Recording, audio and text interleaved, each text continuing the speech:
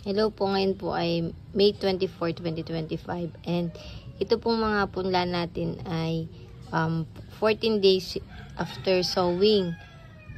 Ngayon, ang pinagtaniman ko kasi dito is mixture ng lupa, cow manure at carbonized rice hull.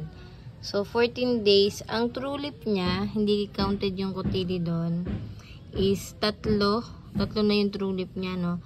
Umusbong na yung true leaf, yung maliit sa gitna. Ngayon, nung nakaraan kasi lupa lang yung pinagpunlaan ko, and pangit kasi pag lupa lang, no? Or baka pangit din yung lupa ko kasi ang nangyari, pag sapit niya ng 10 days, isa-isa na siyang namamatay. So lagi akong early transplant doon sa ating mga dating mga punla, no?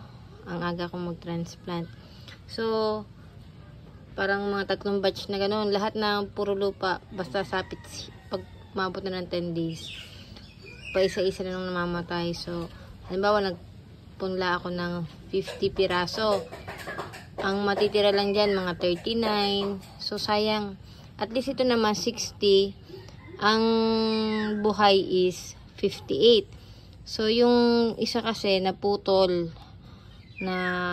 yata ng mister ko, no? Then, yung isa naman is hindi talaga sumibol. So, kaya 58 lang to. Pero 60 yung na-prepare ko na seeds. So, ayan.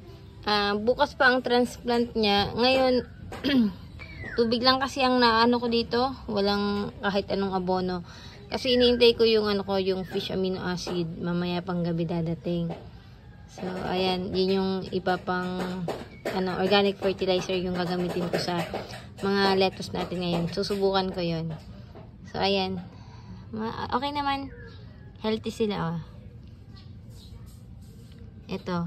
Itong isa na tatlo yung true leaf niyan, eh. Yung isa kasing cotyledon niya na ayan, naputol yung isang cotyledon niya. Kaya mukhang maliit. Pero sabay lang din siya.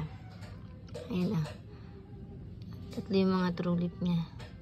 So, parang madilim yata dito. Maghapong makulimlim. Ayan. Happy sila. Then, ito yung mga bagong punla ko. Buo pa yung hindi ko maduro kasi ng ayos yung iba. Ayan. Parang lang to, 3 days yata ito, 4 days. After sowing. Cute. So, ito po yung ating update. Kasi, may nag-aabang, gusto makita yung punla ko. No?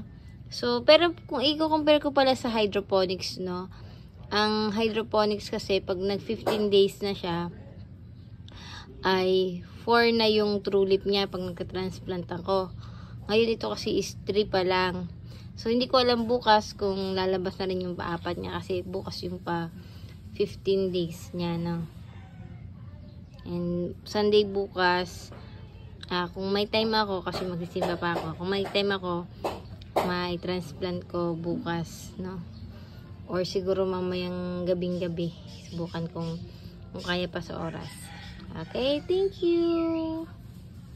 God bless.